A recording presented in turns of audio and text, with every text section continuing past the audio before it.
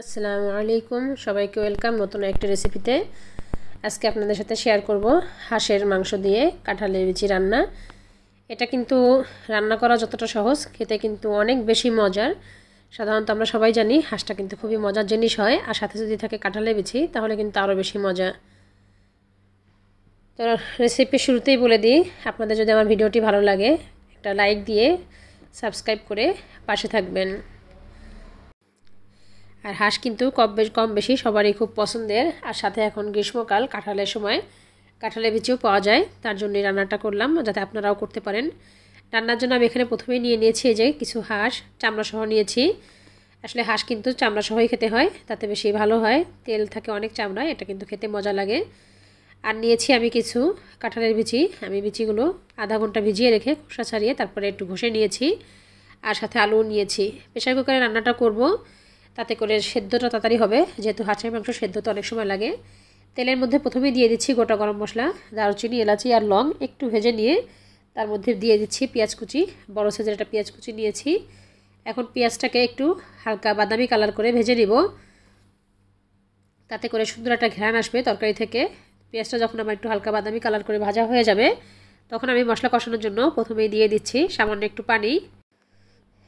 পানিটা দিয়ে এখন আমি সব মশলা দিব। প্রথমে আমি গুঁড়া মশলাগুলো অ্যাড করব।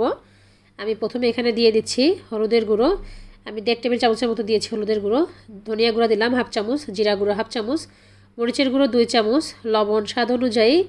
এখন দিচ্ছি বাটা মশলা, রসুন 1 চামচ, জিরা 1.5 চামচ আর আদা দিলাম 1 চামচ। মরিচটা একটু বেশি দিলে আসলে হাঁসের মাংস খেতে ভালো লাগে, তার জন্য একটু বেশি দিয়েছি, আপনারা আপনাদের টেস্ট অনুযায়ী দিবেন। এখন মশলাটাকে খুব ভালো মতো কষিয়ে নিব। যখন এরকম তেলটা উপরে ভেসে আসবে, তখন আমি এর মধ্যে দিয়ে দিচ্ছি প্রথমেই হাঁসের মাংসটা পরিষ্কার করে যেটা রেখেছিলাম। হাঁসের মাংসটা দিয়ে এখন আমি খুব ভালো করে একটু কষিয়ে নিব মশলার সাথে। খুব ভালো করে কষাতে হবে যেন মশলার সাথে মাংসটা খুব ভালো মতো মিশে যায়, আর এটাকে কিন্তু একটু সময় নিয়ে কষাতে হবে। তো আমি একটু মিশিয়ে নিয়ে তারপরে খুন্তিটা ধুয়ে সামান্য একটু পানি দিয়ে আমি ঢেকে এটাকে কষিয়ে নেব প্রায় 10 মিনিটের মতো।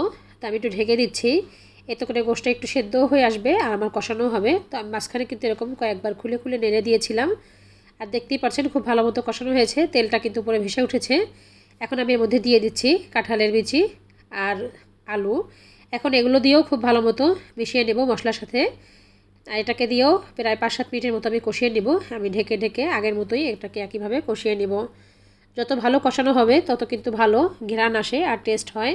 এখন এটাকেও ঢেকে দিচ্ছি, ঢেকে দিয়ে প্রায় 5 থেকে 7 মিনিটের মতো কষিয়ে নিয়েছি। যখন এরকম তেলটা উপরে ভেসে উঠবে, দেখছেন কত সুন্দর একটা কালার চলে এসেছে এখনই, আর তেলটাও কিন্তু খুব ভালো মতো উপরে ভেসে উঠেছে। আমি এটাকে কিন্তু এরকম ঢেকে ঢেকে প্রায় 5-7 মিনিটের মতো কষিয়ে নিব। তো আমি একটু নেড়ে দিলাম, নেড়ে দিয়ে আবার ওটাকে ঢেকে দিব। ঢেকে 2-1 বার এরকম খুলে খুলে নেড়ে দিয়ে তারপরে রান্না করে নিব। তো এই যে আমার তেলটা ভেসে উঠেছে, খুব ভালো মতো কষানো হয়ে গিয়েছে। এখন আমি আরও ভালো মতো একটু নেড়ে দিচ্ছি। নেড়ে দিয়ে আমি এখন ঝোলের পানিটা দিয়ে দিব। আপনারা আপনাদের পরিমাণ মতো পানি দিবেন, বেশি ঝোল খেতে চাইলে বা মাখা মাখা খেতে চাইলে যেরকম চান সেরকম দিবেন। তো আমি পানিটা দেওয়ার আগে একটু গোলমরিচ গুঁড়া করে দিলাম, এতে করে সুন্দর একটা ঘ্রাণ আসে। তো গোলমরিচটা দিয়ে এখন খুব ভালো মতো মিশিয়ে দিয়েছি, আর এখন ঝোলের পানি দিব। তো এখানে একটু কুসুম গরম পানি দিলেই ভালো হয়, তার জন্য আমি পানিটা একটু কুসুম গরম করে নিয়েছি। এখন পানিটা পরিমাণ মতো দিয়ে দিব। পরিমাণ মতো পানি দিয়ে এখন এটাকে ঢেকে আমি 7টা বাসি দিয়ে নেব। 7টা বাসি দিলে এটা ঠিক মতো সেদ্ধ হয়ে যাবে। 7টা বাসি দিয়ে নিয়েছি, এখন আপনাদের সামনে নিয়ে আসলাম। দেখেন মাশাআল্লাহ, কালারটাও কিন্তু অনেক সুন্দর এসেছে। আর এভাবে হাঁস রান্না করে কিন্তু রুটি পিঠার সাথে কিন্তু খেতে খুবই ভালো লাগে। এমনি সাধারণ রুটি, পরোটা বা ভাতের সাথেও কিন্তু খেতে অসম্ভব মজাদার হয়। তো আমার আজকের ভিডিওটা কেমন লাগলো কমেন্টস করে জানাতে ভুলবেন না। আর গোশগুলোও খুব ভালো সেদ্ধ হয়েছে, প্রেসার কুকারে রান্না করলে কিন্তু খুব ভালো সেদ্ধই হয়। সব কিছুই ভালো মতো সেদ্ধ হয়ে গেছে, কাঁঠালের বিচি, আলু। তো দেখা হবে পরবর্তী রেসিপিতে। ভালো থাকবেন। আসসালামু আলাইকুম।